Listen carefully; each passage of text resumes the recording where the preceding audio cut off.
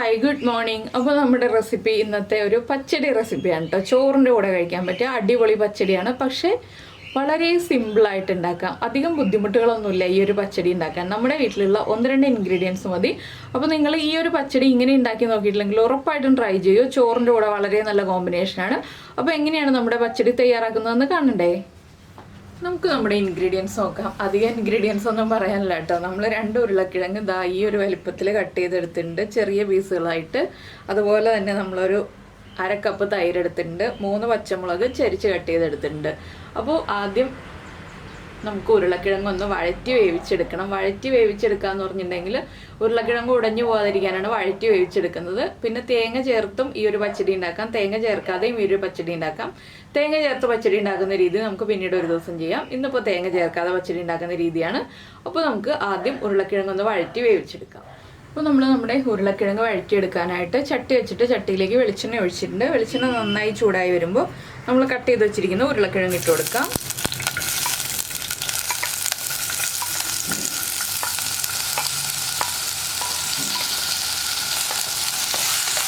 ഉരുളക്കിഴങ്ങ് എപ്പോഴും കട്ട് ചെയ്തിട്ട് വെള്ളത്തിൽ ഇട്ട് വയ്ക്കുക. പക്ഷേ നമ്മൾ ഈ എണ്ണയിലേക്ക് ഇടുന്നതിന് മുന്നേ ആയിട്ട് വെള്ളത്തിൽ നിന്ന് മാറ്റിയിട്ട് മാത്രം എണ്ണയിലേക്ക് ഇട്ട് കൊടുക്കുക കേട്ടോ. അപ്പോൾ ഇനി നന്നായിട്ടൊന്ന് വഴറ്റിയെടുക്കണം. ഉരുളക്കിഴങ്ങിലുള്ള ആ വെള്ളം മുഴുവൻ പോകുന്ന രീതിയിൽ നന്നായിട്ടൊന്ന് വഴറ്റിയെടുക്കുക. ഇപ്പോൾ ഉപ്പൊന്നും ചേർക്കണ്ട. ഉരുളക്കിഴങ്ങ് നന്നായിട്ട് വഴന്ന് വന്ന് കഴിയുമ്പോൾ നമുക്ക് ഉപ്പ് ചേർത്ത് കൊടുക്കാം. അപ്പോൾ ഒരു 2-3 മിനിറ്റ് സമയം എടുക്കും ഉരുളക്കിഴങ്ങ് ഒന്ന് വഴന്ന് വരാനായിട്ട്. ഇതിലേക്ക് നമുക്ക് നമ്മുടെ പച്ചമുളകും കൂടി ചേർത്ത് വഴറ്റിയെടുക്കാം.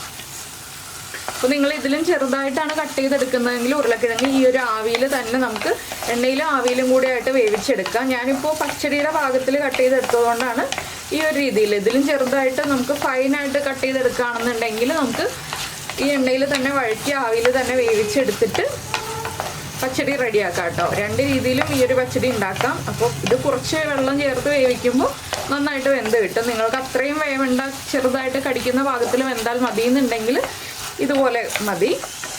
അപ്പോൾ നിങ്ങൾ ഇതിന് മുൻപ് ഉരുളക്കിഴങ്ങ് പച്ചടി ഉണ്ടാക്കിയിട്ടുണ്ടോ ഇല്ലയോ എന്നുള്ളത് നമ്മുടെ വീഡിയോയുടെ താഴെ ഒന്ന് കമൻറ്റ് ചെയ്യുന്നത്. ഉരുളക്കിഴങ്ങ് പച്ചടി അത്ര കോമൺ ആയിട്ടുള്ള റെസിപ്പി അല്ല, റെയർ ആയിട്ടുള്ള റെസിപ്പിയാണ്. അപ്പോൾ നിങ്ങൾ ഉണ്ടാക്കിയിട്ടുണ്ടോ, ഉണ്ടാക്കി കഴിച്ചിട്ടുണ്ടെങ്കിൽ എന്താണ് അഭിപ്രായം, എങ്ങനെയുണ്ടായിരുന്നു എന്നുള്ളതൊക്കെ ഒന്ന് പറയണേ.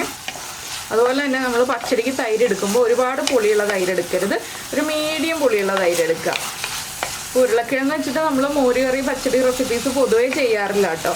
പിന്നെ വല്ലപ്പോഴും മാത്രമേ മോരുകറി പച്ചടി റെസിപ്പീസൊക്കെ ചെയ്യാറുള്ളൂ. അപ്പോൾ നിങ്ങൾ ചെയ്ത് നോക്കിയിട്ടില്ലെങ്കിൽ ഉറപ്പായിട്ടും ട്രൈ ചെയ്യൂ. ഉരുളക്കിഴങ്ങ് നമ്മുടെ വീട്ടിൽ എപ്പോഴും ഉള്ളതല്ലേ. അപ്പോൾ നമുക്ക് വളരെ എളുപ്പത്തിൽ ഉണ്ടാക്കാൻ പറ്റിയ റെസിപ്പിയാണ്. ഏറ്റവും ഈസി ആയിട്ട് ഉണ്ടാക്കാൻ പറ്റിയ ഒരു തൊടുകറി റെസിപ്പിയാണിത്. അപ്പോൾ എന്തായാലും ട്രൈ ചെയ്ത് നോക്കൂ.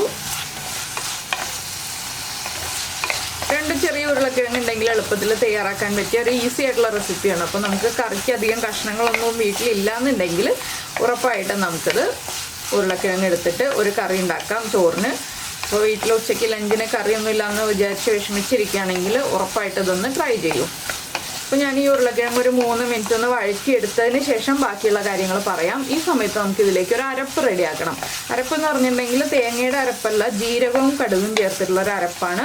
അപ്പോൾ എനിക്ക് പലപ്പോഴും കമൻറ്റ്സ് വരാറുണ്ട്, കടുക് അരച്ച് ചേർത്തിട്ടുണ്ടെങ്കിൽ കഴിക്കില്ലേന്ന് വെച്ചിട്ട്. കടുക് നമ്മൾ ഫൈൻ പേസ്റ്റായിട്ട് അരക്കില്ല കേട്ടോ. ഫൈൻ പേസ്റ്റായിട്ട് അരച്ച് ചേർക്കാറില്ല. കടുക് നമ്മൾ തരിതരിപ്പായിട്ട് പൊടിച്ചാണ് ചേർക്കാറുള്ളത്. അപ്പോൾ അതെങ്ങനെയാണെന്ന് പറയാം. ഇത് ഇവിടെ ഇരുന്നൊന്ന് കുക്കായി വരട്ടെ. ഇപ്പോൾ നമ്മൾ മിക്സിയുടെ ജാറിലേക്ക് അരപ്പ് റെഡിയാക്കാൻ പോവാണ്. അരപ്പെന്ന് പറയാൻ പറ്റില്ല, ഒരു ചതവ് എന്ന് പറയാനേ പറ്റുള്ളൂ.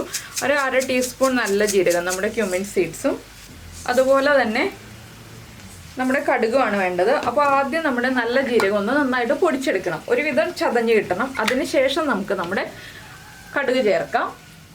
ഇപ്പോൾ ജീരകം ഇതുപോലെ പൊടിഞ്ഞിട്ടുണ്ട്, ഫൈൻ പൗഡറായിട്ട് പൊടിയണ്ട, ഇതുപോലെ ഒന്ന് പൊടിഞ്ഞ് കിട്ടിയിട്ടുണ്ട്. ഇനി നമുക്കിതിലേക്ക് കടുക് ചേർക്കാം. കടുക് ഒട്ടും അരഞ്ഞു പോരുത്, അതുകൊണ്ടാണ് നമ്മൾ കടുക് ലാസ്റ്റ് ചേർത്ത് പൊടിച്ചെടുക്കുന്നത്. 1/2 ടീസ്പൂൺ തന്നെ കടുകും ചേർക്കുക. കടുക് ചേർത്തിട്ട് ഒന്ന് ചെറുതായിട്ട് കറക്കിയെടുക്കാനേ പാടുള്ളൂ. ഇപ്പോൾ ഞാൻ ജസ്റ്റ് പൾസ് ചെയ്തെടുത്തിട്ടേ ഉള്ളൂ. നമ്മുടെ കടുകും പൊടിഞ്ഞ് കിട്ടി, കണ്ടോ? ഇത്രയും മാത്രമേ നമുക്ക് ആവശ്യമുള്ളൂ. അപ്പോൾ നമുക്കിത് മാറ്റി വയ്ക്കാം. നമ്മുടെ ഉരുളക്കിഴങ്ങ് ഒന്ന് കുക്കായി വരട്ടെ.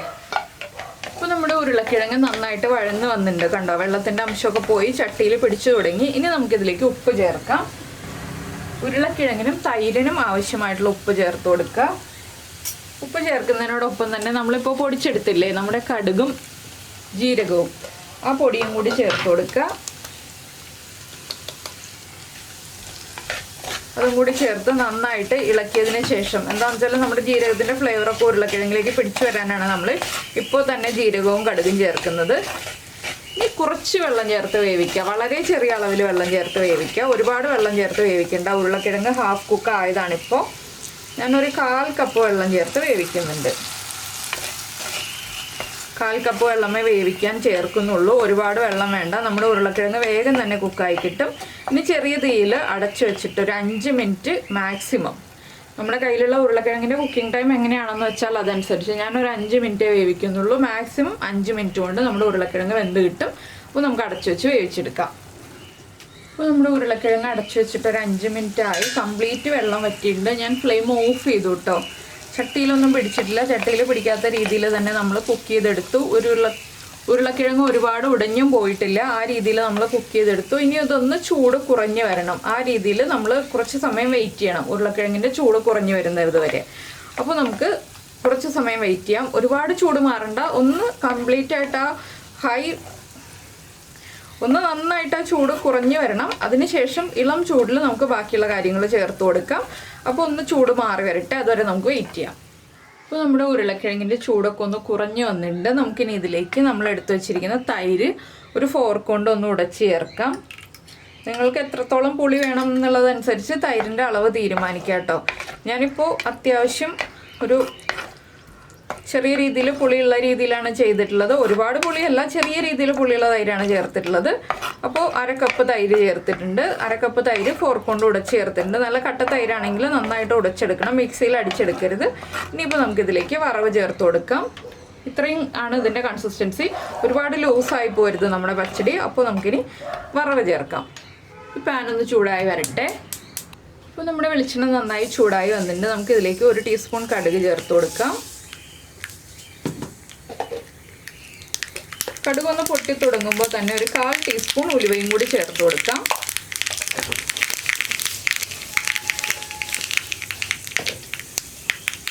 പിന്നെ നമ്മൾ ചേർക്കുന്നത് ഒരു 2 വറ്റൽമുളകാണ്. അതുപോലെ തന്നെ ഒരു തണ്ട് കറിവേപ്പിലയും. ഇത്രയും കുക്കായി വരുമ്പോൾ നമുക്കിത് നമ്മുടെ പച്ചടിയിലേക്ക് ചേർത്ത് കൊടുക്കാം. ഇപ്പോൾ നമ്മുടെ പച്ചടിയിലേക്ക് നമ്മുടെ വറവ് ചേർത്ത് ഒന്ന് മിക്സ് ചെയ്യാം. ഇനി നന്നായിട്ട് ചൂട് മാറിക്കഴിയുമ്പോൾ, വറവിൻ്റെയും ചൂട് മാറിക്കഴിയുമ്പോൾ നമുക്ക് ഉപയോഗിക്കാം. ഇത്രയേ ഉള്ളൂ നമ്മുടെ പച്ചടിയുടെ പരിപാടി. അപ്പോൾ നിങ്ങൾ ഉരുളക്കിഴങ്ങ് പച്ചടി ഉണ്ടാക്കിയിട്ടില്ലെങ്കിൽ ഉറപ്പായിട്ടും ട്രൈ ചെയ്യില്ലേ? വളരെ ഈസി അല്ലേ? വളരെ ടേസ്റ്റി ആയിട്ടും അതുപോലെ തന്നെ വളരെ ഈസി ആയിട്ട് ഉണ്ടാക്കാൻ പറ്റുന്ന റെസിപ്പിയാണ്.